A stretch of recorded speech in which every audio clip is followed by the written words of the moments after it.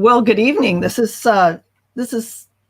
Ready Row USA. I'm Charlotte Pierce, the producer, and Charlotte Kopp is with us. That's okay. We're really excited. Popping up. I know. We're excited about our topic tonight because it's called Rowers Seeking Singles. We're talking about how to get your hands on a single sculling boat or a double, as the case may be, if you're rowing with a friend or family. But we have Mark Wilson with us. Let's put us all on. Yeah, there we go. Mark Wilson with All American Rowing Camp. I go to his camp and I've seen all the boats he has there, and it's a great way to try out boats. How you doing, Mark? I'm great, Charlotte. It's great to be back with you, and welcome to Charlotte Kopp here as well. So looking forward to a great show, and let's get this thing going. Let's do it. I want to talk about how to get my hands on it. Maybe upgrade my Piner. I don't know. Anyway, Charlotte, tell us a little bit about where you're coming from. We're really happy to have you here and helping out with the podcast. And I think it's going to be, you're going to be a real asset. You have been already. But yeah, so far so good. Where you row and you coach and stuff like that. Yeah, I'm Charlotte Kopp. I live in Portland, Oregon. I row for Station L Rowing Club. I'm also doing some Learn to Row coaching there as well. We just wrapped up our first month of Learn to Row. And I also coach at Pacific University, a D3 college in Forest Grove, Oregon. Yeah. Great. Are they doing singles now? No, we're not in season yet. Okay. And we'll learn more about that in the news. We sure will. Okay. Well, let's go in and we'll introduce our topic again, and tell you all a little bit about the network that we're part of. Again, we're doing a boat buying guide for people looking for single boats, masters and juniors who need to now in the pandemic era row in a single boat. And we are part of the Rowing Chat Network. It's a network of rowing podcasts, including Ready Row USA, which is this one, and the Candid Cox, but with Whitney Powell, and then Rebecca Caro, our executive producer, and Marlene Royal do a training series and also an interview series. So check it all out on rowing.chat. And please check out our sponsors as well, where I'll tell you a little bit more about them as we go through the episode. We're going live to Facebook, LinkedIn, and YouTube, and then we'll be on all the major podcast apps. So we have about 8,000 to 12,000, depending on the season and the topic, listeners per month. One thing Rebecca wanted me to mention, it's a new sponsor, NK, Nielsen Kellerman. Everybody who rows regularly probably knows about Nielsen Kellerman. Or they also have navigation and monitoring gadgets for boating and airplanes. But we all have a SpeedCoach. So they have launched this thing where you can race on the water and directly compare your performance to other athletes around the world. Around the world, that's cool. By uploading your race session to the app under the Compete tab. And it's completely free to participate in. And what's cool about it is, as you know, you may be able to get out on the water in your single or double, but no regattas. We are so sad. Even the head of the Charles, well, I won't release the news before we're ready. But so it's a way to train and measure your progress in ways besides erging and indoor training and cross training.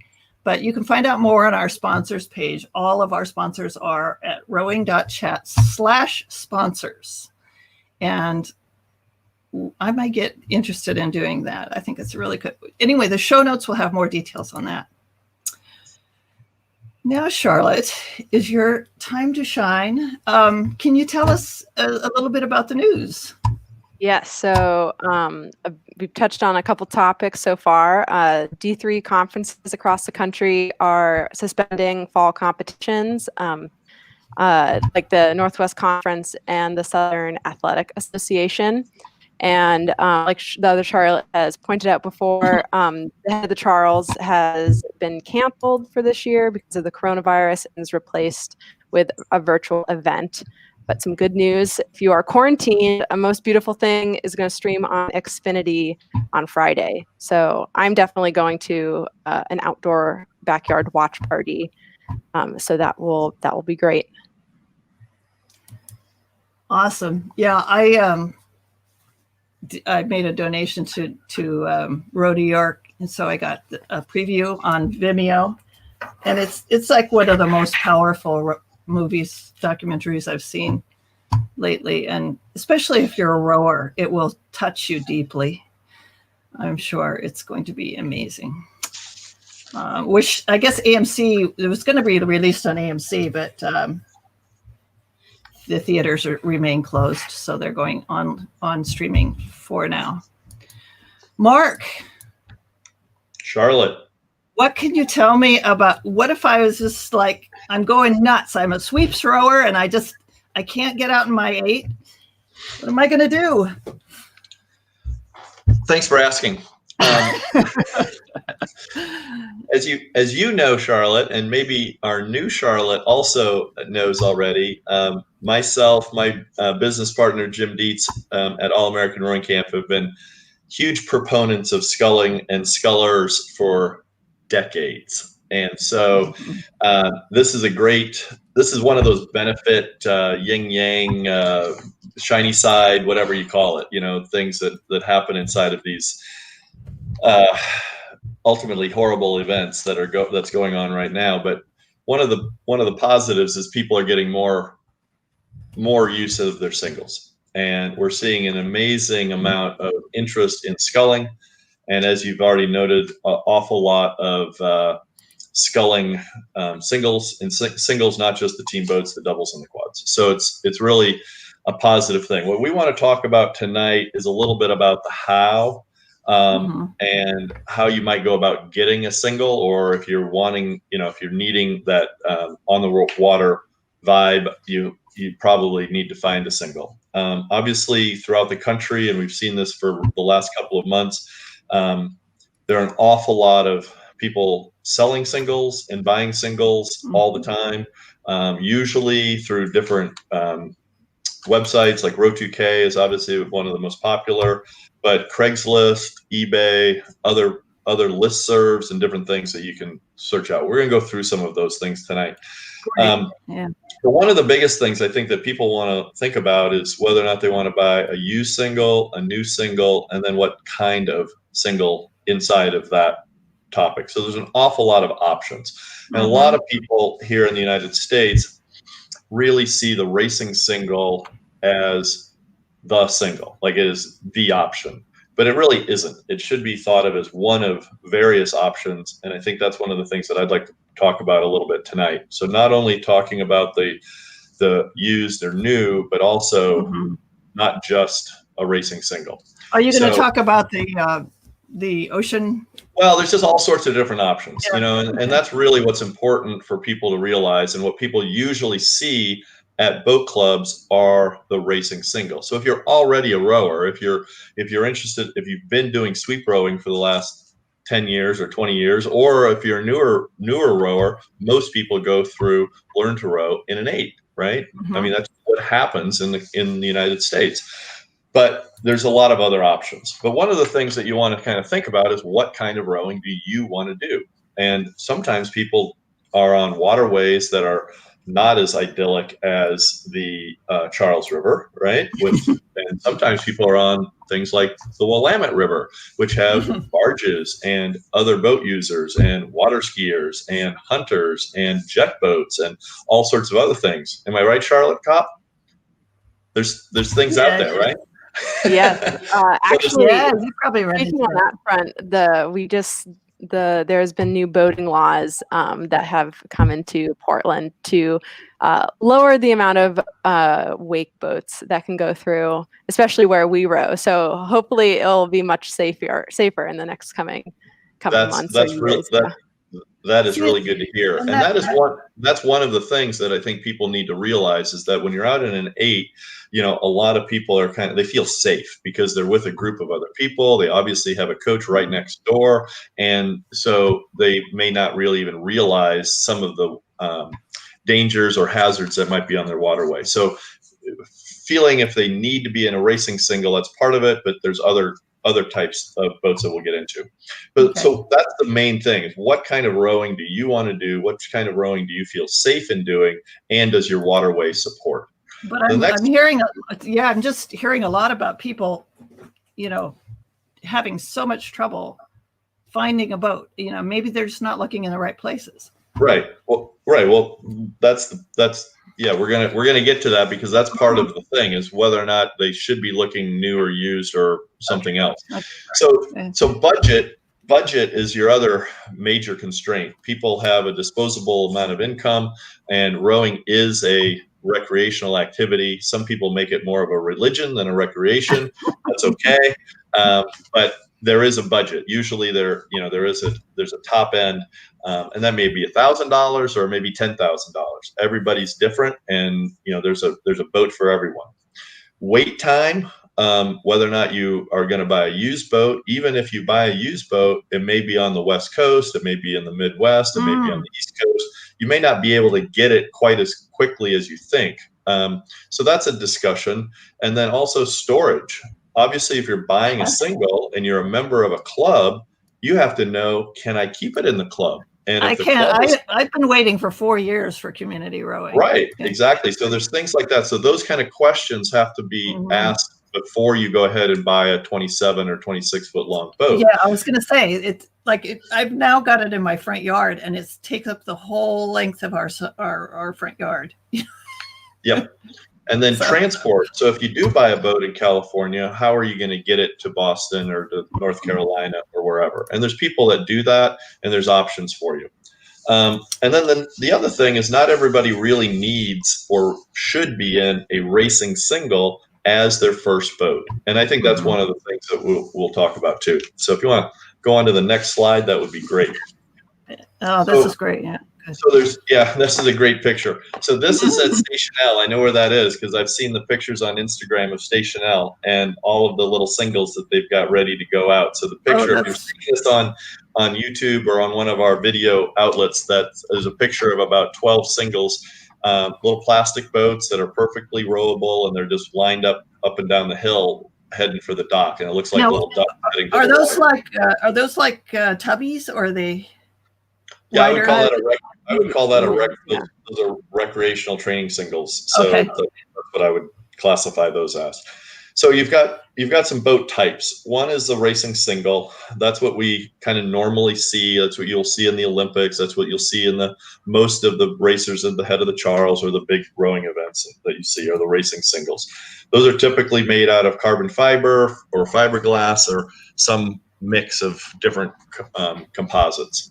Then you've got recreational boats. Those are the ones that may be made out of fiberglass. Maybe they're made out of plastic. Maybe they're made out of some different thing like that. They're usually a little bit more stable, usually a little less expensive, and usually also a little shorter. I throw the gig single in there as well. Gig is really more of a term that's used in Europe more, but we as Americans should be looking at those gig singles as well. Much easier to row, safer in bigger water. It would be a treat to row one of those in Portland or in waterways where there's other boat. Do you feel like those gig boats and that kind of those more exotic, I guess, European things are coming here? I would like to see that personally. I'd love to see people thinking more about different types of boats. I see an awful lot of people that go right to the racing single, and then they end up really struggling with their rowing, and they're not learning as quickly as they could if they were in a different type of boat. Unless they come to All-American Rowing Camp. That's always an option. That comes later.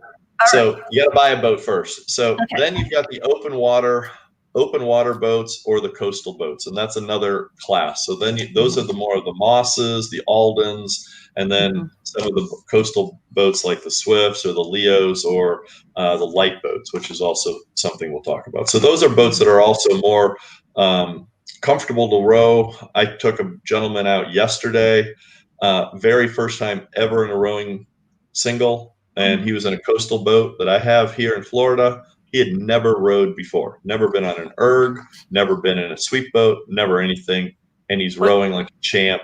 And awesome. That's so great to hear. That's so great to hear. It was a lot of fun. Is that the Swift that you have there?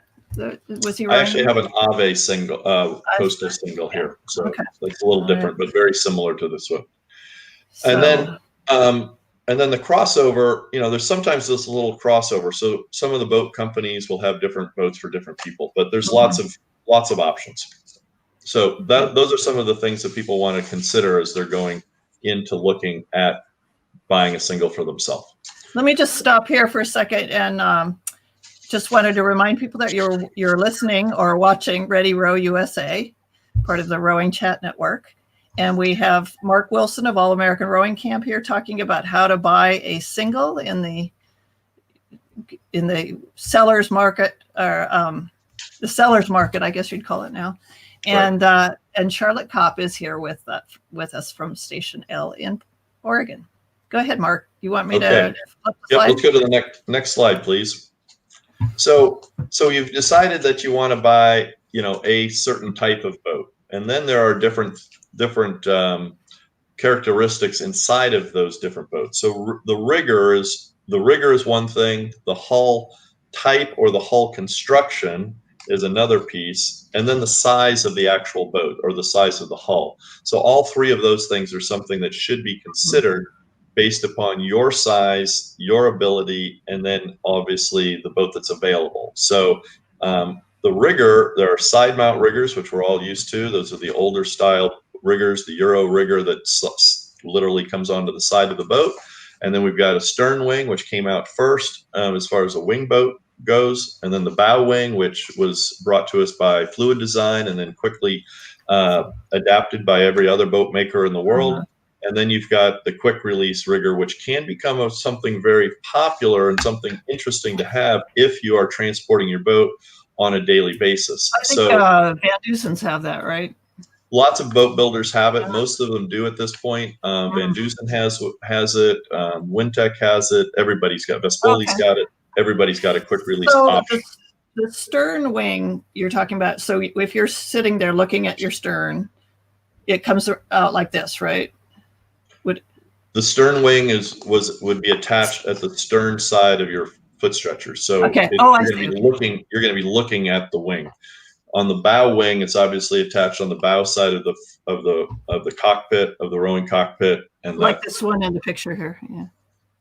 Right. It's going to be on the bow side of your cockpit, so then you don't have the crossbar crossing at your ankles or at your toes. So, and that's a really popular option now. You're not going to see many of those in a older used market, but a lot of the newer market used boats, you will see that.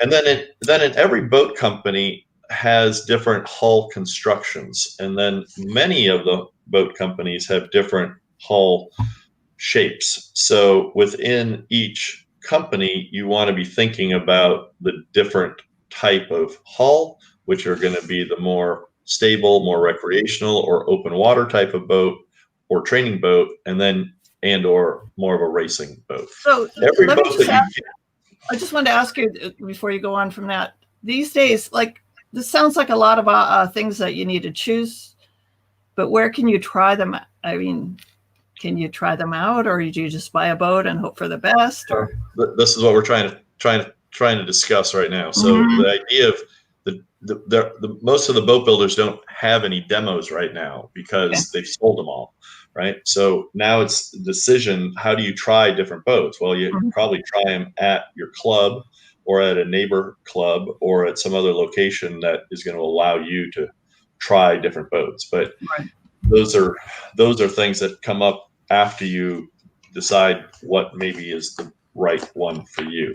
The last topic on this is the size, and I've had many discussions with this over people reach out to me quite regularly, not every day by any stretch, but probably at least once a week or once every 2 weeks. People are asking me, they find a boat online, they say, is this the right boat for me?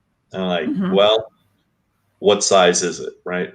How much do you weigh, and what size is the boat? And oftentimes somebody is looking at, a large or heavyweight boat, which just means that it's designed for a heavier person, but they weigh 125 pounds. So then I say, no, that's not a right boat for you, right? Mhm. So they have to come up with the right size hull, and a lot of people don't really realize that. Some people think a lightweight boat is one that weighs less, and Yeah. that's not that's not the way it works. So when we'll you're put all these. Just wanted to mention that we have show notes, so we'll put all these things in the show notes so that if you're new to sculling and you're looking for a boat, you can refer to all these things that Mark's talking about. Perfect. So once you've kind of determined, okay, I'm a lightweight and I'd like to have a bow wing, and I'd like to think that I'm going to be in a recreational or training hull, then you go and start looking for the boat that you want to find. So let's go to the next slide for our viewers. That would be great. So now you're talking about either a used boat, and we're going to start with used boats, and then we'll move to new boats. But on the used boat side, as Charlotte already mentioned, this is a total seller's market right now.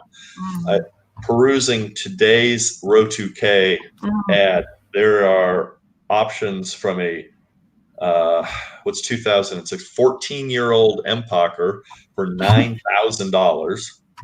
There is a nearly, 1972. How many years ago, Charlotte Kopp, was 1972? It 40, was. Wait, I was trying to do 48, math. 48 years closer ago. to your math than I am. Okay. 48 years. I was gonna say 48-year-old. 50, so that's pretty close. It's 48. It's 48 years. So a 48-year-old Garofalo, which is an absolutely beautiful boat, but somebody would love to have $4,000 for a 48-year-old Garofalo single. So, and then there's lots of other options on Row2K. All you have to do is go and look, and you'll find out. So it's row2k.com. Row2k.com on the classified side in the used boat section. There's a tremendous amount of options there, but everybody right now understands that if they have something they haven't rode in the last 20 years or 10 years, they're going to try to sell it right now because everybody wants a single all across. Keep your eyes open for all the gadgets that Mark will talk about and accessories. So besides Row2K, which is a great option, and Ed Hewitt does a fantastic job of making that a safe place to buy a boat. There's also things like going on to listservs within your community. So if you're a juniors coach looking for juniors equipment, use your juniors listserv in your region, or reach out of your region and find other options for people from outside of your region. Maybe down in Florida or maybe up in the Midwest or wherever.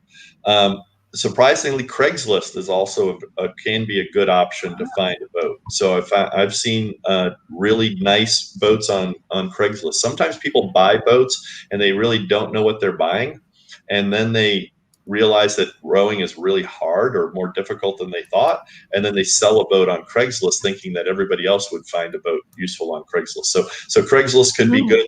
But also calling, literally emailing or reaching out via phone to clubs who might be looking to upgrade or sell other boats.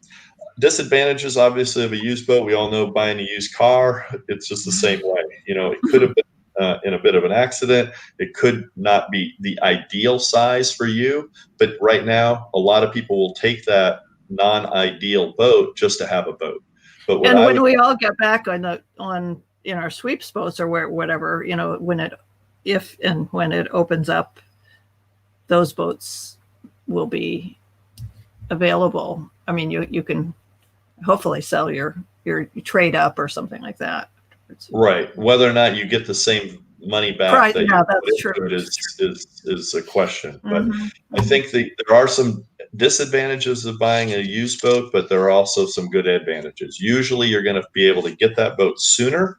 But I know a camper friend of mine, she bought a boat in Boston or just on the North Shore of Boston, but she lives in Wisconsin, and it took her about 6 weeks to get that boat delivered, and she didn't really want to drive halfway across the country to go get it. And that's obviously always an option, is just to go get it yourself. But finding somebody to help transport a boat that's going to do it insured and safely is really important. You don't want to shell out lots of money and then have it damaged on the transport side of things. And any rowing club or Row 2K you could find a transporter, right? There are specialized companies that do this. There are some specialized companies, and also the boat builders are building boats as fast as they can. And that's what happened with this person. I ended up, suggesting she contact several of the boat builders on the East Coast, and they had a coach that was making a run to the Midwest. So her boat got onto a trailer, got delivered. It just took a little longer than she had anticipated. So just be aware of that. Okay. Got it. Yeah. All right, let's go to the next slide. Shiny new boats. Everybody loves the idea of having a brand new shiny boat for themselves. Obviously, the advantages of new boats are it's a new boat, and you're going to get it to be made for exactly your size, your rowing ability, and so on. There's tons of options, and as Jim Dietz says all the time, all of these guys are making great boats. So whether or not you buy a Vespoli or a Hudson or one of the European makers or anything that you see, they're all really, really good boats. It really comes down to making sure that you find the right size for yourself, and also finding those components that we already discussed and trying to collect, find out what really makes you comfortable in a boat. The woman in the picture, if you're again viewing this in a video segment, the woman in the picture is about 5'1" and a half on a good day. She's, how old is she? Is she 70? She's 72, I think. 72 years old, and she just bought a used, like a 30-year-old used boat, and she's thrilled. Right? She's absolutely thrilled. She bought that today, this year? Just in the last couple of months over this COVID time. So she bought herself her own boat. She's super thrilled, and now she's rowing her single in the water. I think she has. That's Ruth, and I think she has the potential of winning the head of the Charles in her age class. She's amazing. Yeah, she's just got to keep getting older, and then she wins. So that's the way it works. She's good too. She's faster than I am. So most of the boats that are out there now, the singles and the companies that are pumping out these boats as fast as they can, many of them have added lines, they've added shifts. They've only got so many molds for each boat. So when they stop making big boats, then they can only make so many small boats, and it does take time. So when you're talking to one of the boat representatives, whether it be Sean Wolf at Fluid Design or Dave Trond and his great group of guys at Vespoli, or Alex at Filippi, know there's going to be a time delay. And so would it be like 6 or 8 weeks? What are you hearing? Probably, yeah, between 5 to 8 weeks is what I've talked to these guys about. Okay. So it will depend upon the different manufacturers have different lead times and so on. In the screen, and I'm going to read this list. A lot of people, again, they think the big builders, and the big builders, I'm going to say for big boats are Vespoli, Hudson, and Pocock. Right, those are really the big ones in North America. And then, but on the single side, you really have an awful lot of options. So besides Vespoli, Hudson, and Pocock, then you've got Fluid Design, which was one of the bigger single. They make single, doubles, and quads. They now make a 4 in Canada. They're fantastic. Echo is a company that builds open water boats and foldable rigger boats. So the riggers fold in, make them really easy to transport, and you can row those in pretty much any water. And you like that? You like that boat? I like them all. I'm not going to play favorites to any boat maker here because they all make good boats. The interesting thing is that all of them do different things for different people. And I think that's one of the biggest things that I'm trying to bring the message to, is that you don't have to buy a Vespoli racing single or a Fluid Design racing single. There are other options for people, especially if you're coming out of a big boat and you don't have all those years of being in a single, or just the interest in being a single, but you want to be on the water. don't feel like you have to buy a racing single. Echo is a great boat. They're durable. You can pull them up on the beach, so some people are going to be rowing off of their home properties or different things like that. Van Dusen is another one, been building singles, racing singles for decades. Moss is more of an open water kind of boat. Pinert, more of a recreational boat, but they've got racing singles as well.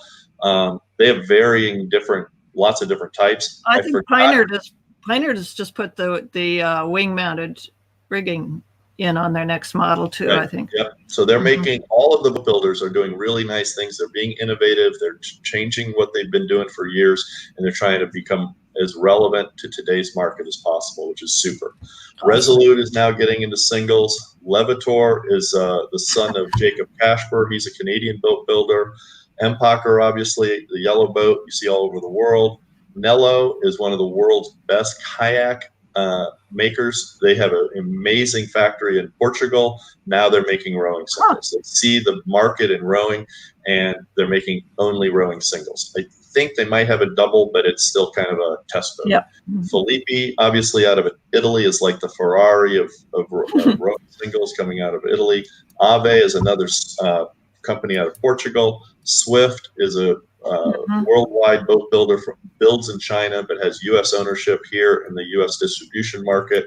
Wintech, the same thing. Dave Dickinson is a great guy. He's been working with Wintech for years, and he'll help you find the right boat. And Lightboat is another boat, another company that is built overseas, but then they have U.S. distributorship, and that's more of a kind of a coastal, but also they have different weight classes. So Lightboat actually has different weight classes, and that could be a boat that you buy today, and you've never sculled. You can be rowing like a champ today. We have a question from Cassandra Etok in New Jersey.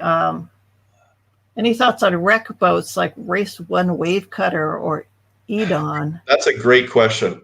Thanks, Cassandra. The Wave Cutter and the Edons are. I do have some thoughts on those. Those are a little different. They can be really good for what we're talking about. They are a plastic boat versus a composite boat. Oh, okay. So the construction on those is going to be just a little bit different, and they're a little shorter. But if you want to row a single, and that's the option, they are less expensive.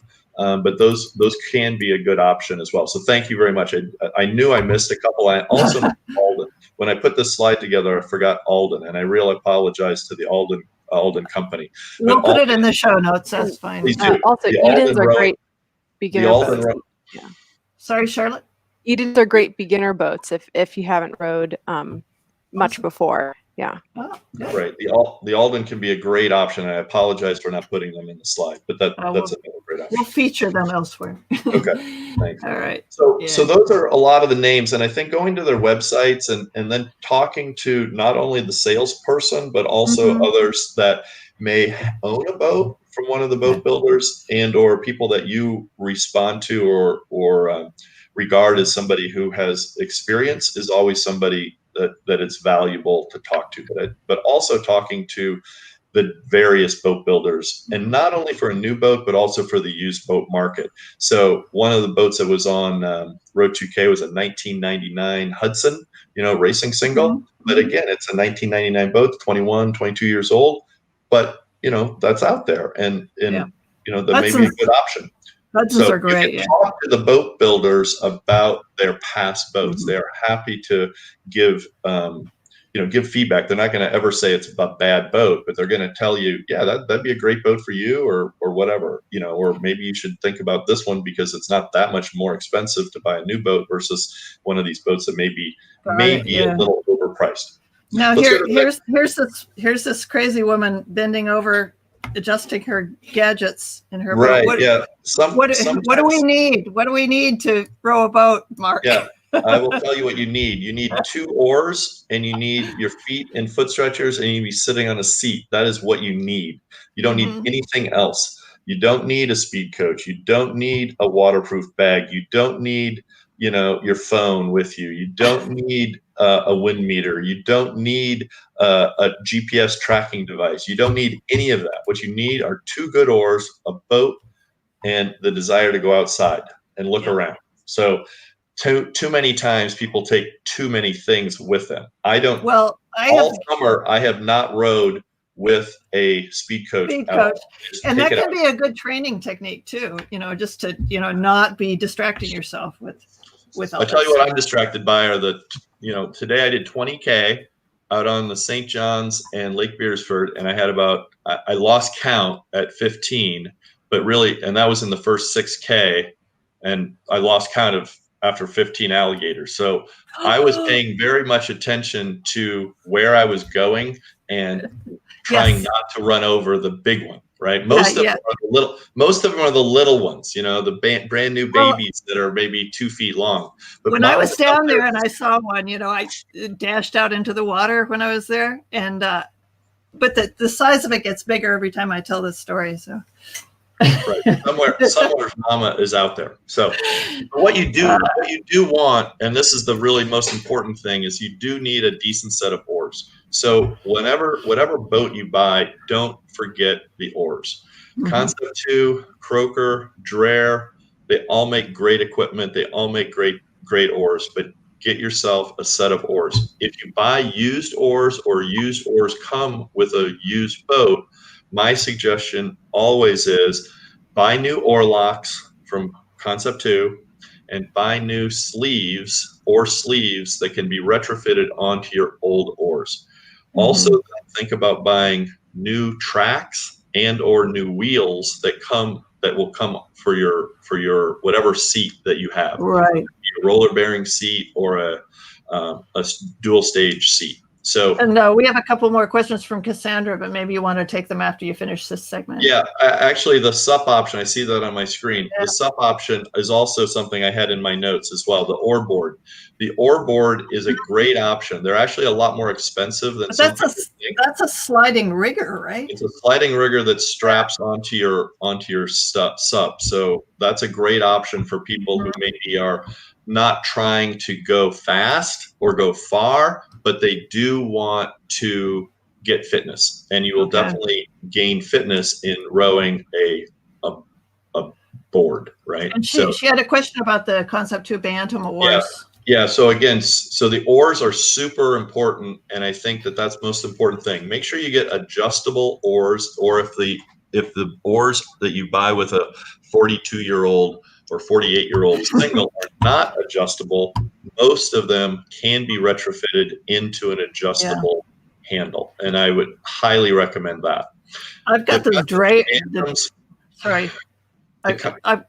I got the Drehers that you can actually adjust them in the boat. It's kind of cool. The Concept 2 Bantams are a great option. They're a smaller blade. They're a little less expensive, actually quite a bit less expensive from Concept 2. And I have them at my camp, and I know many people that have them and they love them. So good. I think that's a great option, especially for people who are just getting into the single. Have you tried those new comp blades from Concept 2? Same thing. Yep. Yeah, same kind of thing. Right. Oh, I see. Okay. Yeah. So the thing with the gadgets is just find yourself new oars, and then if you do buy a new boat or a used boat, think about tracks, wheels, oar locks, and sleeves. And that old boat is going to feel just a whole lot better just with those upgrades. Okay. Cassandra also said Alden's doing a stand-up paddleboard option.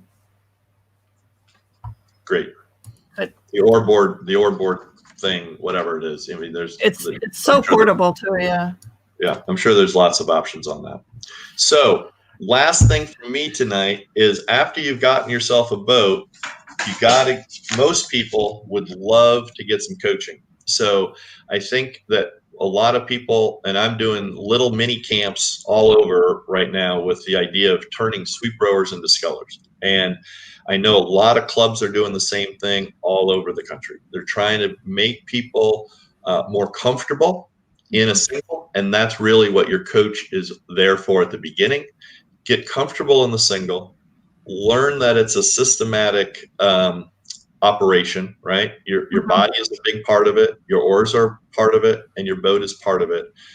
And then just get comfortable. Learn how to move the boat forward, learn how to back the boat, learn how to move the boat sideways, learn how to move the boat around things, learn how to point, learn how to approach the dock, just play around, figure out these types of different things that you can do. So what about like, what if you're out in, western Kansas, if there's a river out there, I don't know, but and you can't, is remote coaching, can you videotape yourself and then get some feedback from a coach? I always say that that's pretty difficult, to actually videotape yourself. But I do think that having somebody video, like a spouse, a friend, a partner that you're rowing with, get the video while you're going past the dock or from the bridge or along the shore with your actual video camera. I think that is really more beneficial. A lot of times people think you need a lot of video to do video coaching. You really need about 5 strokes. And then you can get that while you're rowing by the dock, then that will be sufficient. And then you can decide, then you can review that yourself. You can review that with your local coach, or if you want to reach out to somebody online, you just reach out and find somebody online to help you out. And always take notes when you talk to your coach. That's a good thing. That's right. Rigging. Rigging. Let me touch on rigging here real quick. So the rigging of the boat is really often kind of thought of as a mystery, and it shouldn't be. You're really wanting to make sure that your pitches, which is the oarlock pitch, is set to a similar on both sides, right? The biggest, I've found people that they'll have 5 degrees on one side and then 8 degrees on the other side. And it's really, really uncomfortable to row like that. So making sure that you're rigging the pitch is the same, knowing what your inboard is and how that equates to your handle overlap, which is a big difference from sweep rowing, is now your 2 hands cross over at some point. So just knowing kind of the basics and talking to people who are a little more comfortable at your boathouse, having them show you, yes, I need to have such and such handle spacing at the finish. I need to be thinking about getting more comfortable at the catch, but all of those things kind of come into play. But don't buy a boat from somebody who is 6'4", like myself, and they are, the buyer is 5'10", equal, same. You think it's the same, but it's not. It's like buying a bicycle. You have to adjust the seat post, and so you have to adjust the oars, potentially the span, potentially, the foot stretchers. Obviously, is the main thing that people think about when you're in a sweep boat. But understand that there's an actual change in that inboard is super important. I see one of the comments coming here with US Rowing's recommendation. U.S. Rowing recommendation, it says, quote, every single sculler on the water without a coaching launch should have a PFD in the boat and a cell phone in a waterproof bag. I don't like the words every. I don't like things like that where are blanket statements. So I'm going to agree with U.S. Rowing's recommendation because it is a recommendation. So I'm going to agree 100% with that. I would be silly not to agree with U.S. Rowing rules and recommendations, but I don't carry a cell phone. I do tell my wife when I leave the house, I'm going to go rowing. If you don't hear from me in 3 hours, call the Coast Guard. Oh, well, I've given 3 phones to the Charles River. So. Right, exactly. So I don't carry a cell phone with me. But I do let her know that I'm back. Right. So it's kind of the same thing, but without actually taking my phone out into the alligator infested waters. Got it. The life jacket option is something that is really, really, really important. If you're a newer sculler, and probably people that are older scullers like myself, probably should have a life jacket with them for various reasons. One is getting hit by somebody else on the water, right? A boater, power boater, getting flipped over is really what we mostly think about. But I think most of the time these things happen. It's when you either have some sort of a cardiac issue and you literally, die, and you drown, or that you has drown, happened. you drown, but you sink rather than being found. So having that life jacket option is a good idea. I think that's a really good point. So I appreciate the person who brought that. Yeah. Cassandra's on a roll here. She's got another question. Oh, good. How much wiggle room do you have with the boat weight range? That's a great question. I have found that most of the boat weight classes, and what she's saying is that if the boat is built for somebody who's 115 pounds to 135 pounds, that's only a 20-pound range. Is it okay if you're 145? Mm-hmm. Yes, usually. And if you're 105, yes, usually.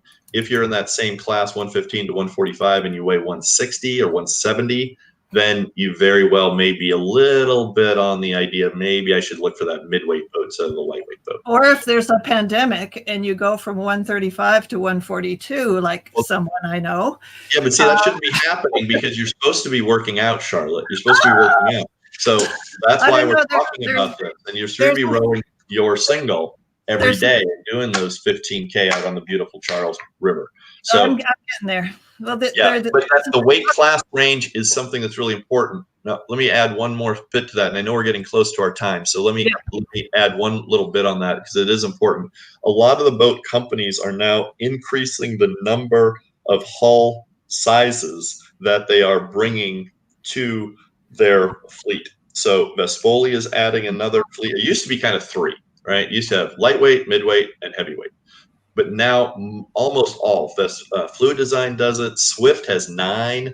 I don't know how many Filippi has. They probably have at least 9 or 10 different hull sizes and hull configuration or hull constructions and also models inside of the rowing single. So Vespoli's doing it. I know most of the boat builders now have more than just the small, medium, and large, which is really great because we're a lot more than just that in the country. Awesome. Yeah. I want to close out. I know we're running long. I knew this was going to happen. I knew we were going to have a lot to talk about tonight. I'm going to wrap up by just saying if anybody out there listening has any questions, it's also super helpful to ask somebody who is unbiased in the world of the boat selection. So don't be afraid to reach out to myself, reach out to Jim Dietz, reach out to other people that you may know locally that are not they don't have any skin in the game, if you will. And don't be afraid to talk to people before spending a lot of money on either a used boat or a new boat. But I hope this has been helpful. And I really appreciate Charlotte Pierce for inviting me on tonight. So thank you. Thank you to everybody out there listening and coming up with questions. We really always appreciate that. It's really nice to have the interactive. Thank you, Cassandra and Mike, I think his name was. Anyway, we will continue on with our little wrap up. We have some exciting things that we'd like to give away. So just use our rowing hashtag, our Ready Row USA. You want to put that up?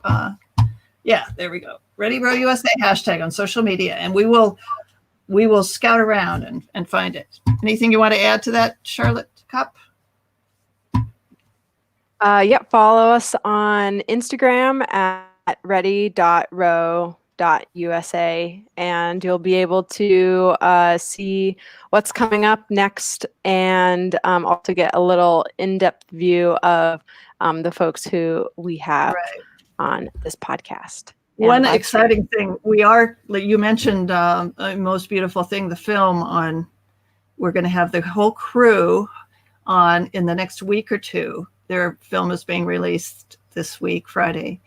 And I'm really excited about it. I think, and we'll just keep it. We just haven't settled on a time yet. Another sponsor it's sort of a sponsor, but Rebecca Caro of Rowing Chat is creating this page to help rowing retailers recover from pandemic impact. And it's you can send in your favorite rowing retailer and we'll put them on the webpage that's being built. So rowing.chat/contact is where you find that. Again, the sponsor page. We love our sponsors because they keep us on the air, on the internets. Thank you very much. Again, we mentioned the hashtag, and I love this picture, Mark. This is my favorite rowing picture. Thanks, Charlotte. I'm handing you a muffin. A tiny muffin. It's a mini muffin. It's a mini muffin. Yeah, you don't want to, like tip too. You don't need too much. You don't want too much when you're heading into the heart of darkness. I know that was the jungle back there. I paddled through the heart of darkness today, Charlotte. Is it all weedy? Very dark. Very dark. Oh, well, we need a good guide and a coach to get through that. Our hashtag, and then Charlotte, do you want to take us through the forums? I think I've been talking too much. So yes, for sure. So we have our news forum. So anyone can submit what's going on in their club or around the United States. Love Mark's beautiful flag. And it looks like we lost the presentation, but that's all right. I have my notes. We also have a gear and gadgets form that you can also find on our website. So if you have any fun rowing tips or tricks or hacks, we talked about the NK link that you can use and then virtually over onto the gear and gadgets forum, Charlotte. You can virtually race around the world. And so if you've never done the Charles, but really want to do the Charles this weekend, you can do it in your home river or lake or water. And then the next thing is that we would love to hear your feedback. So if you have we have a survey that you can find also on our website, rowing.chat/listener-survey. So please give us feedback because we are always looking to grow and develop. Mm-hmm. And once again, thank you to our sponsors. And you can find those at rowing.chat/sponsors. Excellent. Charlotte, I have to say how much I appreciate having you on. It's really gone a lot more smoothly. And I know this is your first time running the behind the scenes, but it's just awesome. The behind the scenes get nitty and gritty. So I just kicked myself out of the studio, so I had to get back on. Kymberly Reynolds has been helping us. She's taking a break. She's got a lot going on with the Chicago Fire Department where she works. And she's also a member of the Recovery on Water, the breast cancer survivors. So they've got a lot of adjustment to do with the rowing situation and the singles and the ergs and everything. There's the lovely Charlotte Kopp in Oregon. That's actually, the one on the right is in Oregon. The other one on the left's in California. I see. Okay, you get around. Yeah.